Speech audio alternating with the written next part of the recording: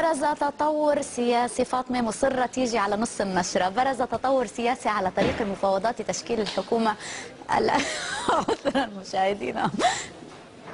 الحكومة العراقية الجديدة تمثل بطرح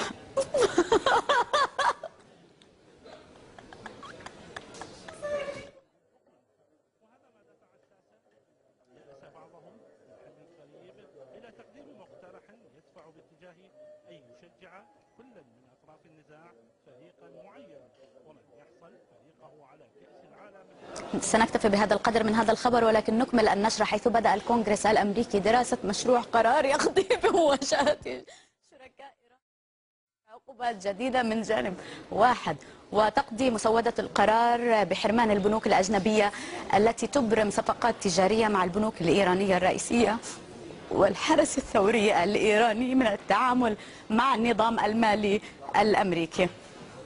شكرا للمتابعة، إلى اللقاء.